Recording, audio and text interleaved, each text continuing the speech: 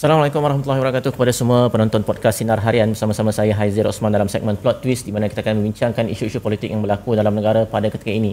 Saudara, walaupun Perhimpunan Agong UMNO telah pun berlalu beberapa ketika yang lalu, nampaknya isu tentang adakah UMNO sudah pun menerima bentuk kerjasama dengan DAP khususnya dan kerjasama yang dijalinkan Pakatan Harapan dengan Barisan Nasional umumnya, adakah isu ini telah pun difahami oleh ahli-ahli peringkat akar umbi dengan cukup tuntas?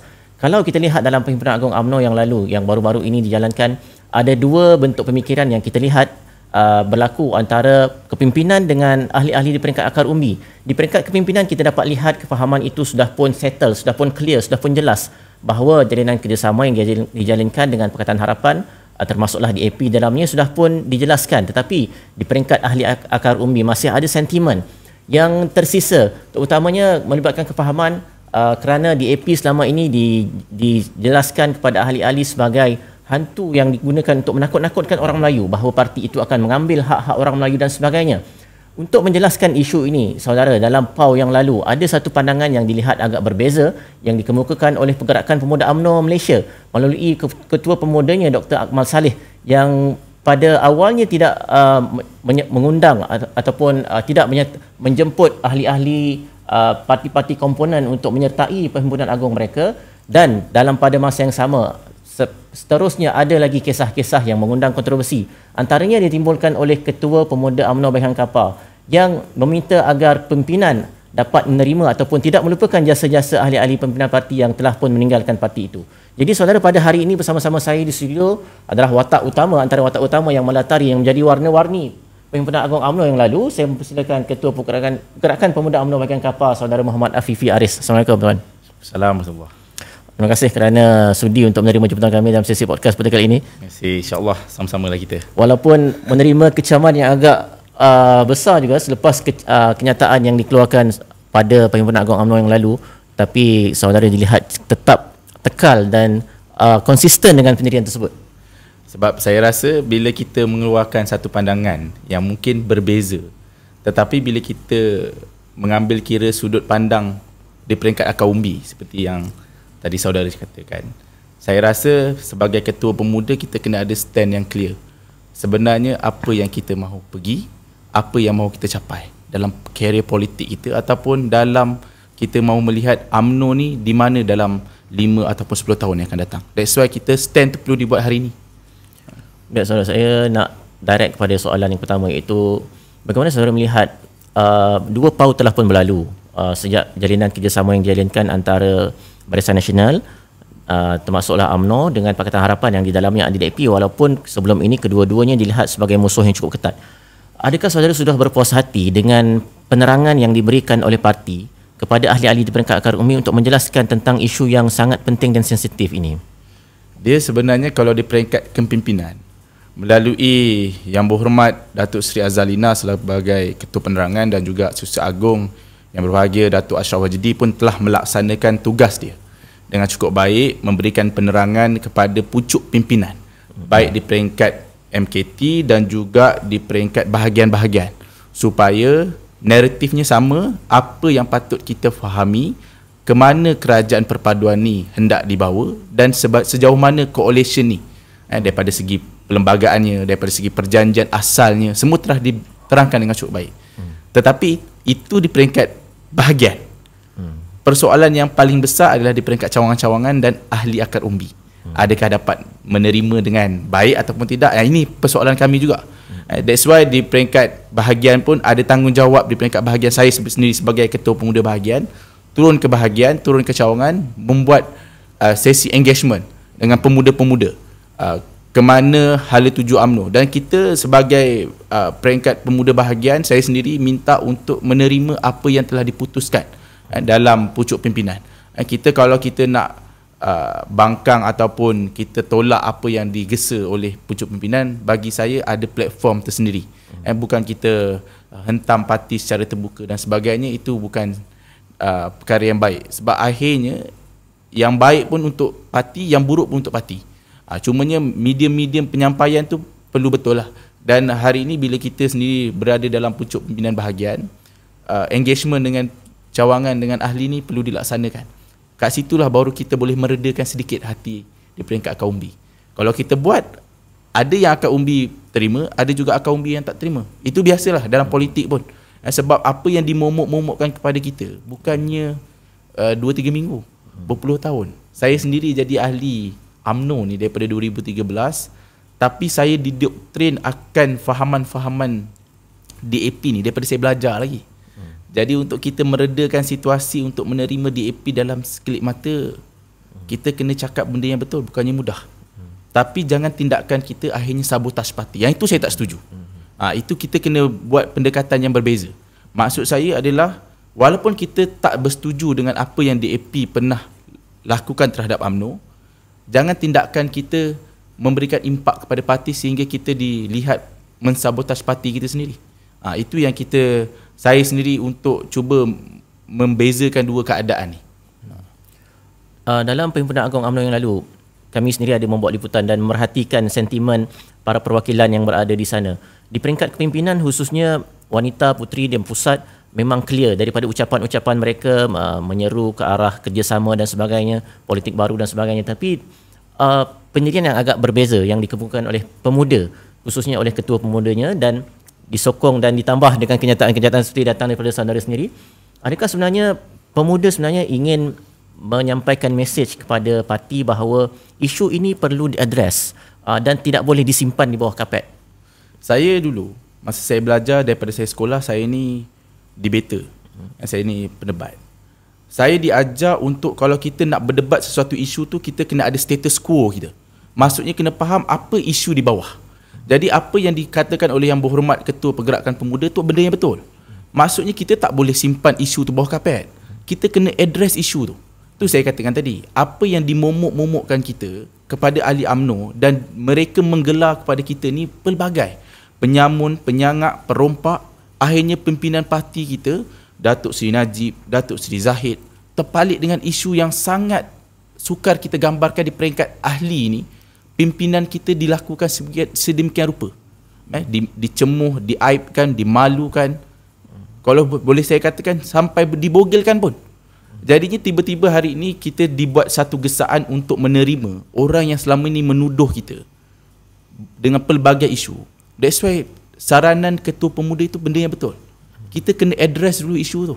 Sebab itulah bila Ketua Pemuda menggesa supaya DAP memohon maaf, bukanlah sebenarnya benda itu benda yang biasa sepatutnya kita boleh diamkan.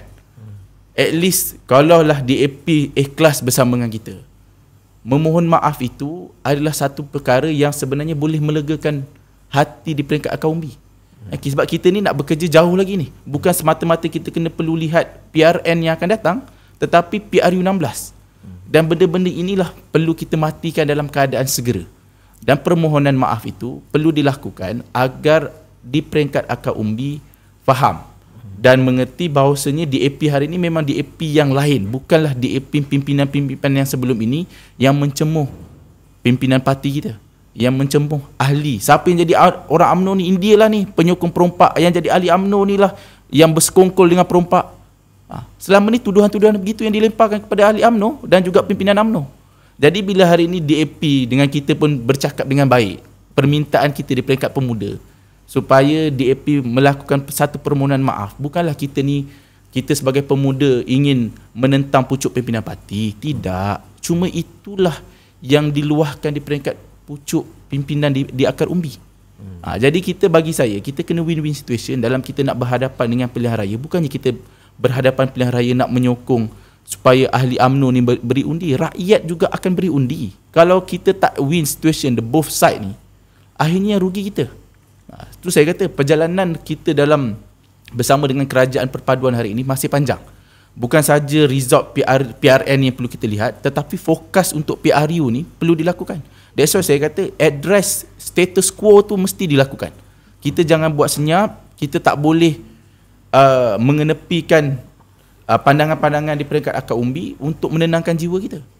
Sebab kita nak pilihan raya ni bukan sekadar pilihan raya untuk ahli UMNO. Pilihan raya ni adalah bersama dengan rakyat dengan jumlah pengundi yang cukup besar. Saya tertarik apabila saudara mengatakan bahawa perjalanan itu masih panjang, melibatkan kerjasama antara Pakatan Harapan dan UMNO UMNO dalam Barisan Nasional dan DAP dalam Pakatan Harapan. kerana sebelum ini persengketaan yang cukup tajam antara kedua parti ini terutamanya, dan perlu ada give and take. Dan adakah saudara merasakan bahawa selama ini UMNO yang banyak memberi berbanding Pakatan Harapan dan DAP di dalamnya yang barangkali kurang untuk memberi, kerana give and take itu perlu berlaku antara kedua-dua belah pihak? Sebab tu saya katakan, kita ambil contoh Muafakat Nasional. Saya suka Muafakat Nasional ni. Sebab Muafakat Nasional ni, masa kejadian itu berlaku di peringkat akar umbi pun ada satu kesedaran bahawasanya pada ketika itu kerajaan Pakatan Harapan mengganggu gugat keharmonian orang Melayu ni. That's why Muafakat Nasional di akar umbi tu ada kesedaran untuk menerima Muafakat Nasional tu. Tetapi pergolakan pun berlaku di setengah-tengah negeri, terutamanya di negeri Pantai Timur, di Terengganu dan Kelantan. Tetapi masa itu pucuk pimpinan PAS pun mengambil pendekatan yang sama supaya merendahkan ahli-ahli PAS supaya menerima UMNO. Dan saya ingat lagi ada pilihan raya kecil masa tu, taklah saya di Don, dalam Don negeri Selangor. Masa ketika itu kita baru je bergerak ke arah Muafakat Nasional ni. Penyokong-penyokong PAS pun pada ketika itu yang sekian lama mengundi PAS tiba-tiba tak bertanding dan terpaksa mengarahkan pengundi PAS memberikan sokongan dan dukungan kepada ahli UMNO.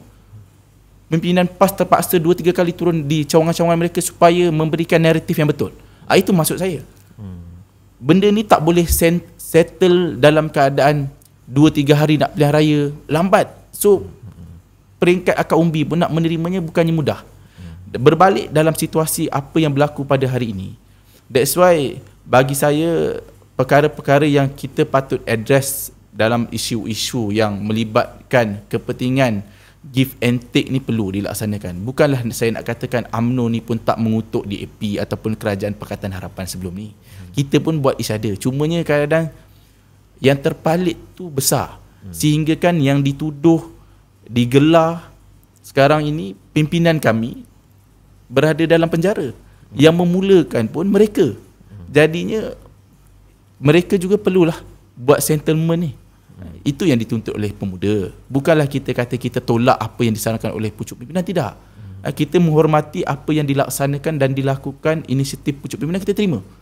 Cumanya di akar umbi ni give and take tu perlu berlaku.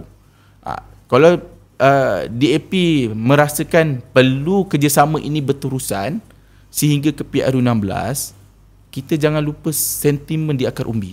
Sebab ini paling penting supaya akar umbi tahu bahawasanya DAP ni dah berubah.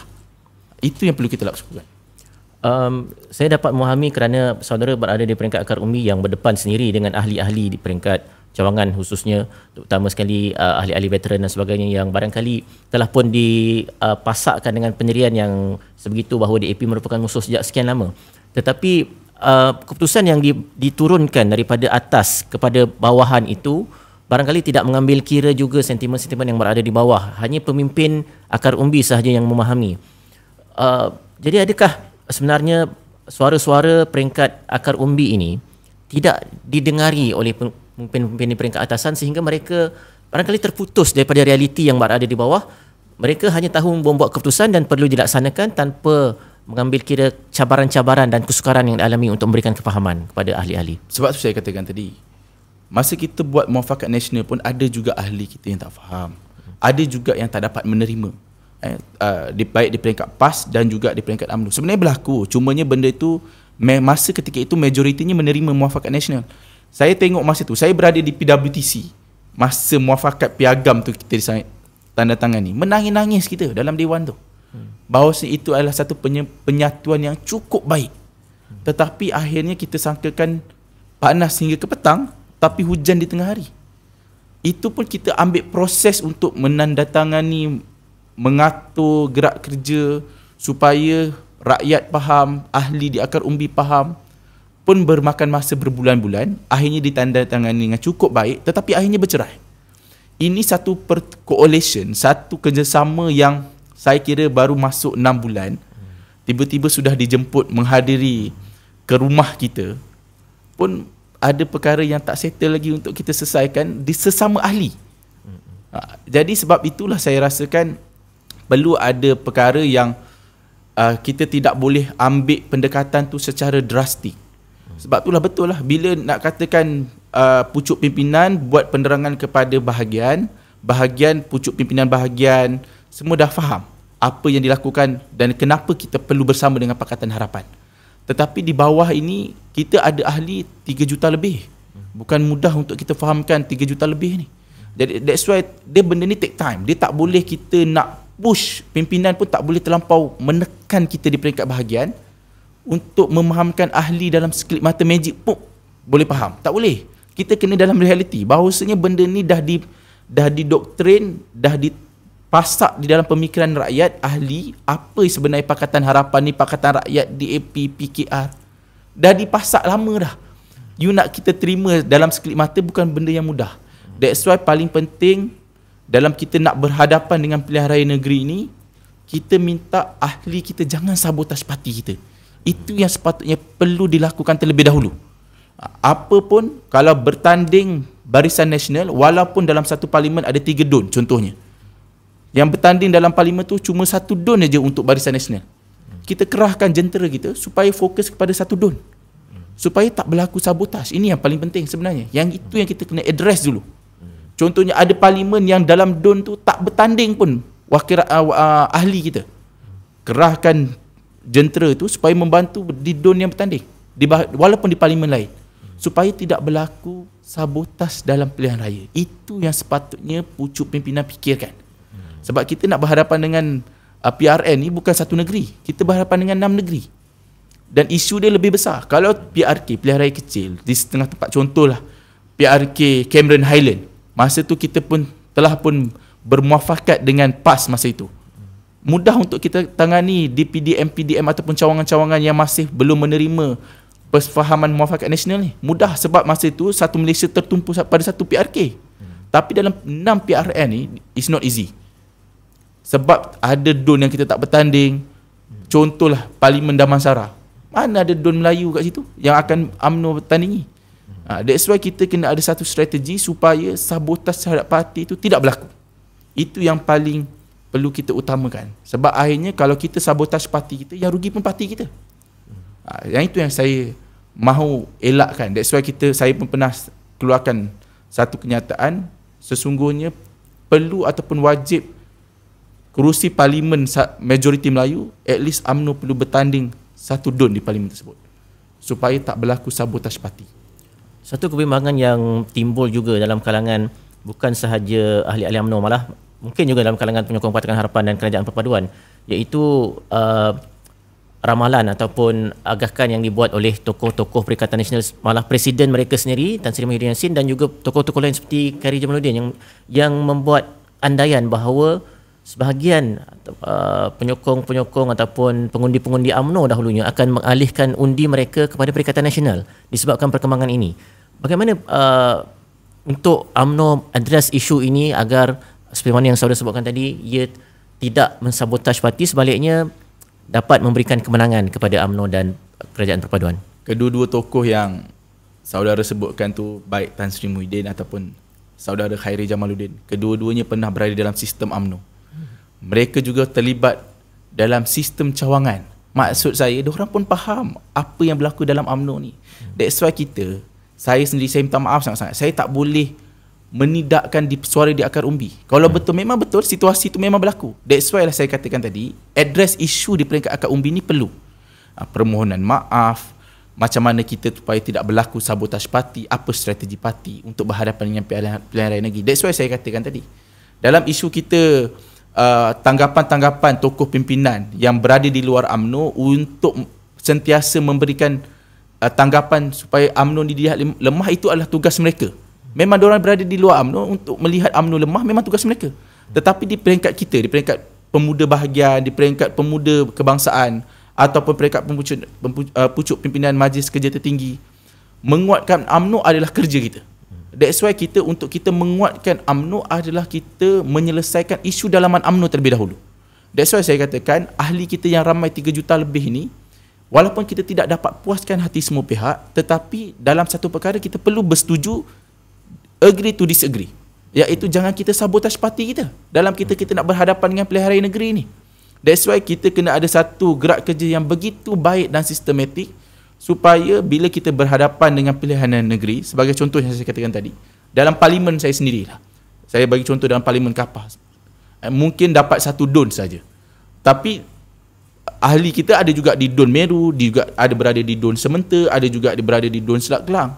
Antara 3 DUN ni kita tak pasti lagi mana DUN yang kita akan dapat. Mungkin di DUN Selat Kelang sebagai contoh, ataupun di DUN Sementa.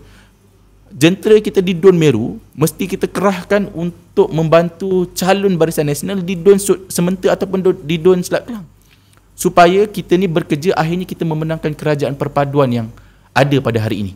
Akhirnya kita meminta kepada pengundi kita untuk memberikan kemenangan kepada parti kerajaan perpaduan. Itu yang paling penting.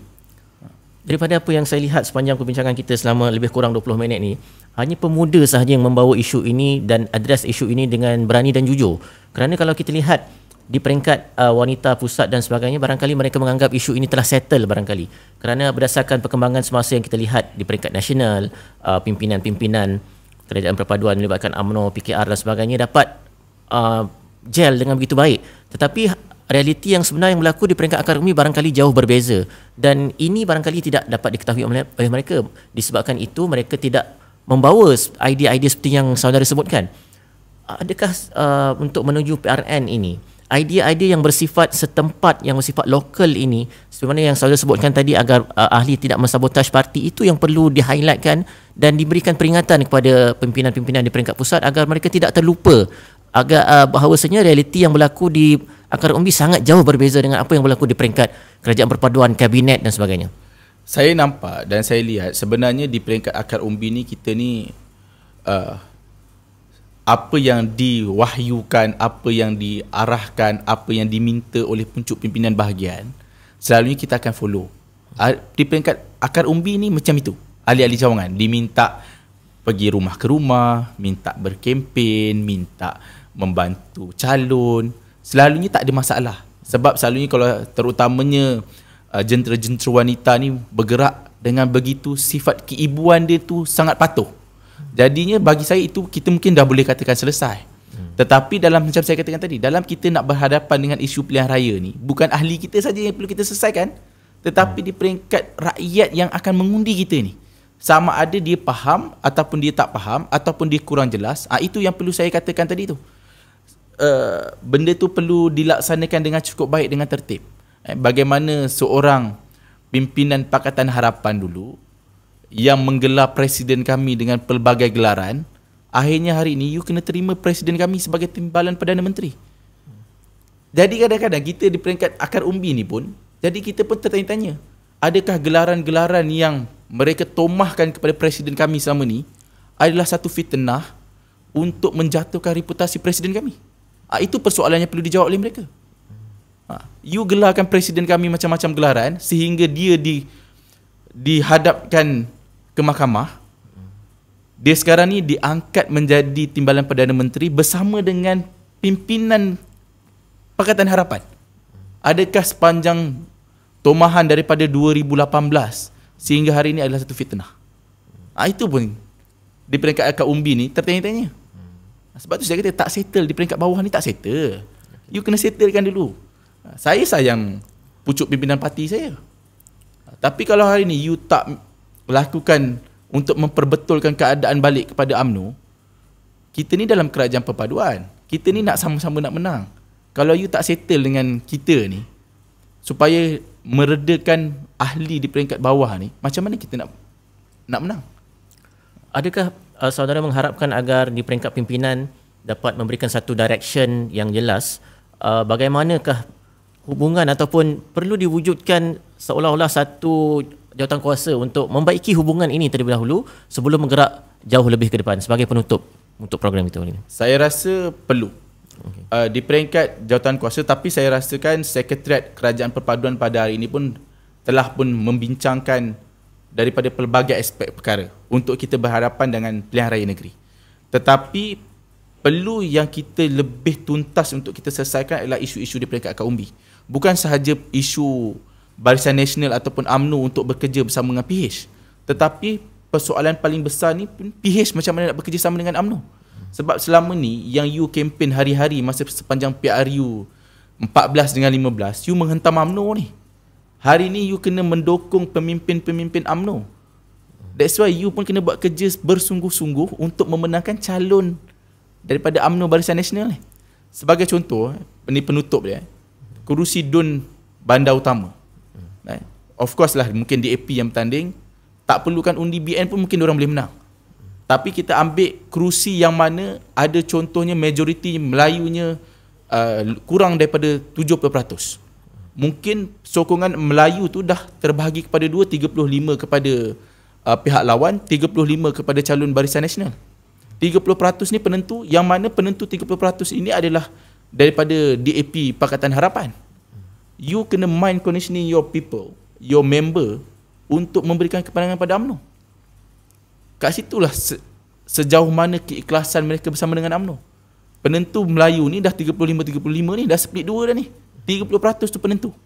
Jadinya persoalan paling besar adalah menggerahkan, mengarahkan, menggerakkan jentera di peringkat Pakatan Harapan dan DAP ni untuk mind conditioning people ni, pengundi ni, supaya apa yang mereka selama ni gelar kepada kita adalah satu fitnah, satu perkara yang tidak betul, hanyalah kempen untuk memenangi pilihan raya, supaya pengundi tahu bahawasanya Barisan Nasional UMNO adalah pemimpinan yang ada yang memajukan negara pada hari ini. Barulah kita boleh menang. Baik, saudara, soalan terakhir ada. Bagaimana saudara melihat peluang pada kerajaan perpaduan ini, gabungan kerjasama PHBN dan parti-parti lain untuk menghadapi PRN 6 negeri ini? Adakah mereka mampu untuk menang?